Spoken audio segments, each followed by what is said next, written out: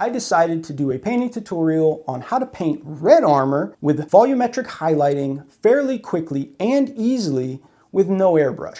So I had done this before to great success on this little mini right here that I was fairly impressed with when I was done and decided to replicate the process. So post-production note, I actually used a different process on this and used regular paints instead of contrast. My bad. So in theory, it was a great idea. I started the painting, I filmed the video, and then I wasn't happy with it. It just didn't turn out the way I had seen it in my head. I saw things that I missed that I didn't like, and I decided to scrap the project and move on to something else. And then the mini just sat there on the shelf, staring me in the face, talking to me in ways I didn't really appreciate, but ultimately, I started thinking, is there still something that you could get out of that video that would help you along in your painting journey? And I decided there was. If nothing else, then to illustrate the fact that everybody, no matter their skill level, and no matter whether or not they're producing content on YouTube, makes mistakes. They make errors. And the problem with, I think, with a lot of content creators is they generally don't show you those errors. They spend a week painting one mini, and maybe they paint multiple versions, and they show you the one that looks perfect. So when you try and you make a mistake, you get frustrated and you get discouraged. And I don't want that for you. I want you to have an experience where you learn both from content creation, but also from your own missteps that you're going to have throughout your journey. This is the little tutorial that could. For this paint job, you're going to need sponges. I prefer these small ones from Amazon, but you can use any size that works. I also like to have some damp Q-tips to erase mistakes before they dry.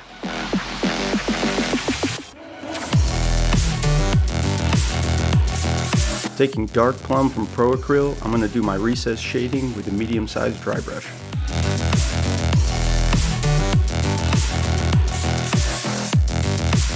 Then taking your sponge and using a dark gray, I'm using dark warm gray from Pro Acryl.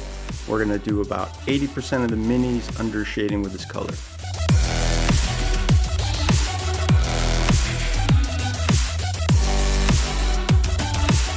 If you're doing leather, feel free to keep it random to create visual interest. Then I'm going to take a damp dry brush and I'm going to do some wet stippling on any areas where I want it to look mottled or have a little bit more dramatic color change. Then using our sponge, we're going to come in with a medium gray. I'm using a 50-50 mix, dark warm gray and light warm gray, and we're going to paint about 50% of the model with this color.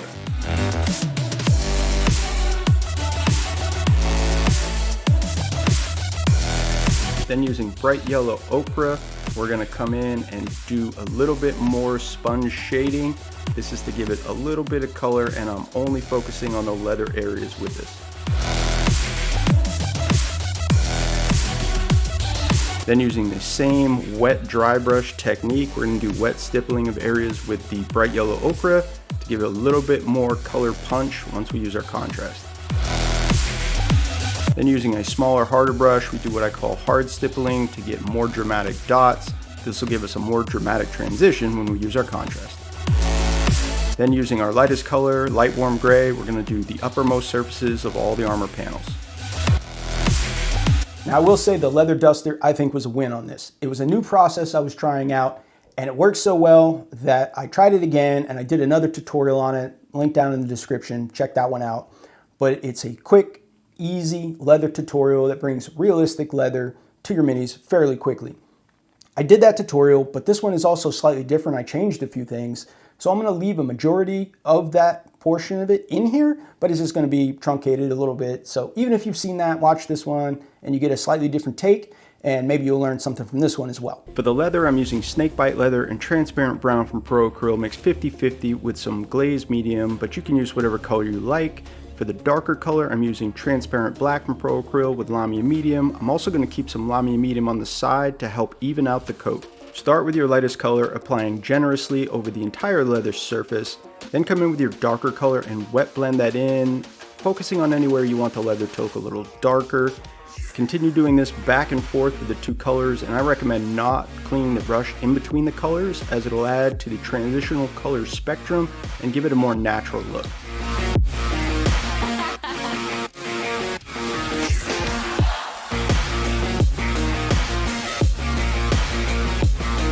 For the armor panels, I'm using transparent orange and transparent red mixed 50-50. These are from Pro Acryl, but you can use ball red if you want, or any other bright red speed paint. And you're just going to apply that liberally over all the armor panels, using caution to not get it on anything you've already painted. When possible, end the brush stroke towards the upper part of the armor, which is going to be the brightest when the job is finished.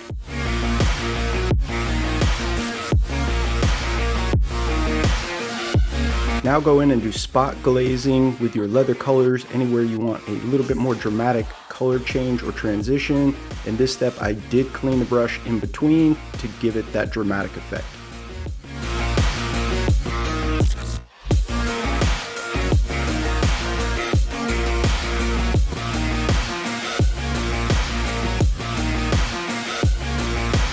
For the equipment, I used this gray contrast I apparently can't pronounce, and I used Black Legion contrast from Citadel for the gun.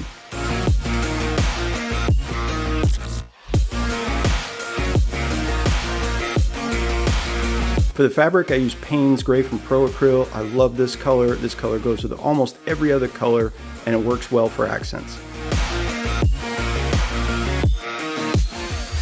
Now at this point, something about this mini was feeling a little familiar. So I sat and stared at it for several minutes, trying to piece together what exactly about this seemed so familiar, and interestingly, why it reminded me of my 4-year-old son. And then I realized. It was at this moment that he knew. He fucked up. But all's well that ends well, right? So at this point, I just have to figure out how to try to fix the issue and move forward. And I was relatively successful in that, though not entirely. But it just goes to show you that what you have in your mind isn't always what you're going to see on your mini. I'm using Dark Silver by Pro Acryl to base coat all the metallics on the face, but you can use this for pretty much any metallic base coat on your mini that you want. For the face, I'm using Shadow Flesh by Pro Acryl, and I'm going to cover the entirety of the skin area with this base color.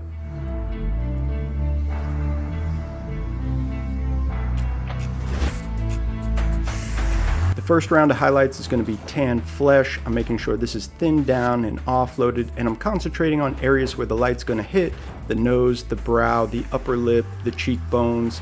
And I'm not worried about mixing this with the original color, because we're going to come in with a wash after and make sure that blend looks great. Now I'm going to try to de-Spider-Man him by coming in with a contrast of 2 parts transparent black and 1 part Payne's Gray wash to darken all the fabric. Now going back to the face, we're using Flesh Wash from Pro Acryl, and we're going to apply this over the entire face. Pro tip, you can use Lamy Medium straight up on a clean brush to help pull it away from high spots and move it into recesses. Going to the Auspex, we're going to base coat the screen in white. I'm using Bold Titanium White from Pro Acryl, but you can use any white that works.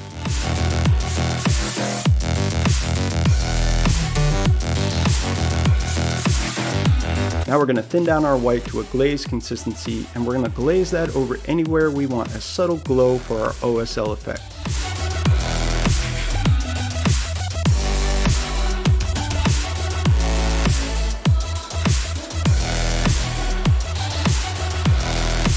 Going back to the face, I'm using Tan Flesh again, thinning it down, offloading most of it, and concentrating on the upper areas that are going to receive the most light. For the beard, I want to make him look old and a little weathered, so I'm coming in with dark warm gray for the base coat, but you can use whatever color works for you.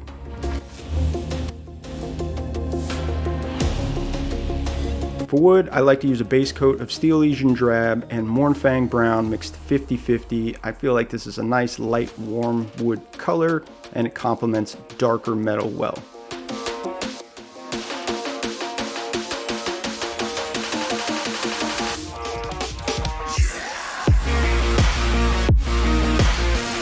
First highlight for the beard is going to be light warm gray and dark warm gray mixed 50-50, and I'm trying to use small downward strokes to really sell hair.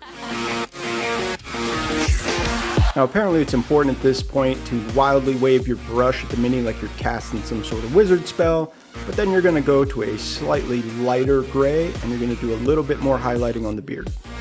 Finally, you're going to use bright warm gray, thinned and offloaded, and in the smallest strokes you can manage, go top to bottom, selling the hair effect and adding to the realism. All right, now let's talk about the OSL. Oh my god, the OSL is so bad. I am not happy with how the OSL came out. I have done brush OSL before and been happy with the results. But for some reason, I colored way outside the physical and metaphorical lines on this one, and it doesn't read well at all.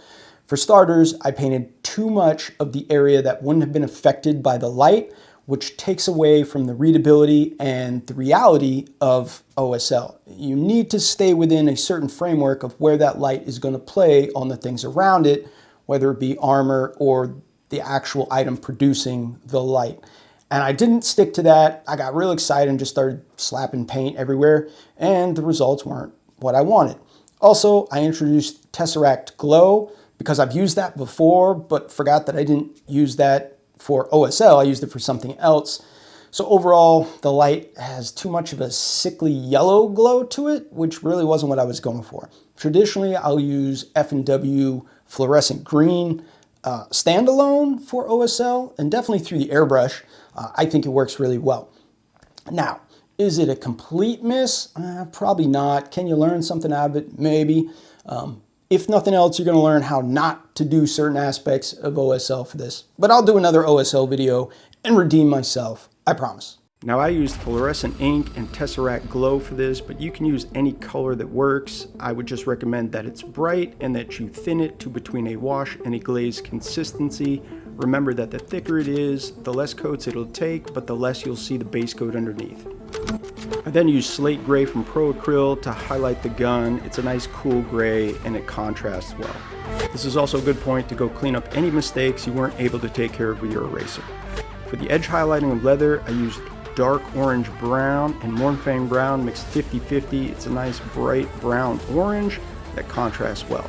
Now use the dry brushing technique illustrated in the leather tutorial to really sell the scratches, as well as the edge scratching and edge nicking techniques to really punch up the realism. For the armor highlights, I'm going to mix bold pyrrole red with red oxide, 50-50. I'm concentrating on the upper surfaces of the armor, remembering to pull the brush strokes from down to up to offload the majority of the color at the top of the armor panel.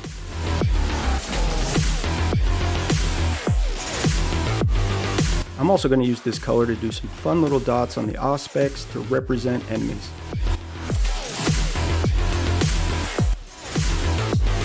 I'm using bold titanium white to edge highlight the OSL areas to increase readability. I'm then going to mix in my original glaze to the bold titanium white and re-edge highlight everything to tie it all together. A bright red over the buttons really increases contrast.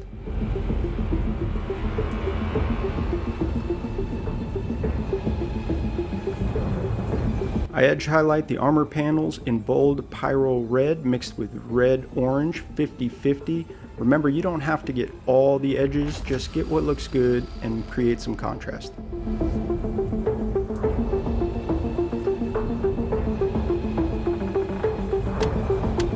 For the uppermost edges, I'll use straight red orange and use that sparingly to create a little bit of a glow effect from those areas.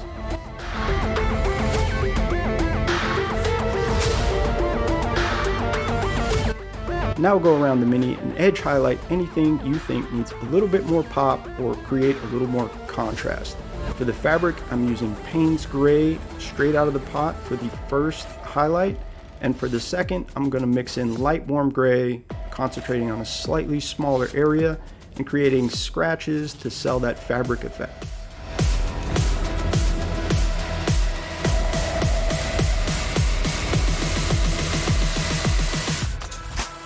For my final highlight of the fabric, I'll use straight bright warm gray to punch up the contrast. Now you can leave it at this point, but if you want to universalize the colors, get a dark gray blue wash. I'm using a Payne's Gray wash, and it helps tie everything together.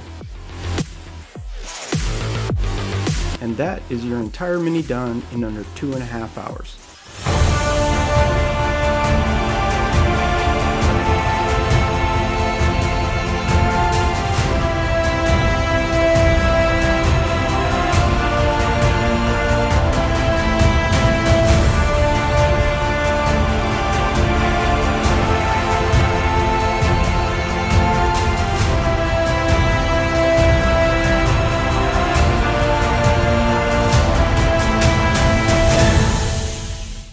And this whole paint job took under 2.5 hours.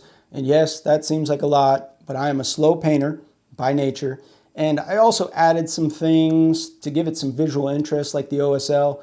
And honestly, I wasn't super happy with that. So you could leave those things out and save yourself a lot of time. And there's definitely aspects that you can save some time on as well, buried in here throughout the video. Just decide if it's right for you. It's not unreasonable to get this down to an hour to an hour and a half if you're willing to skip some of those detail steps. So hopefully you get something out of this tutorial. And if you don't, let me know in the comments. And if you'd like to see me do something different or have opinions on how I can change the process, let me know that as well. If you want to see how I did this little guy, let me know that. I can definitely do another tutorial on this. Overall, I think this armor came out way better than Sam's armor, but you know, at the end of the day, like I said, we all learned something, right? Don't let content creators who only provide you with paint jobs that look phenomenal discourage you when yours don't look that way. Because I promise you, they have versions of those paint jobs that didn't come out that well. Or they've spent 20 years refining a certain skill so that they can employ it easily and make you think that it's super easy, when it's not. So don't get discouraged. Stay on your hobbying journey. Own your pride. If you like what you did, doesn't matter what anybody thinks. Just hobby better every single day. And as always, we appreciate your support. If you enjoyed what you saw, feel free to like and subscribe. If you got something out of it or want to see me do something a little different, feel free to comment down below. I respond to every single comment, and I appreciate you helping me make the channel better. I'm Gunner. This has been a video, and we'll catch you in the next one. So hopefully you get something out of the tutorial. That's weird. It's weird. Though it still haunts my dreams. No, that isn't. Tutorial. That doesn't feel right. I don't think that's right. Ha ha ha ha ha. That's weird. It's weird.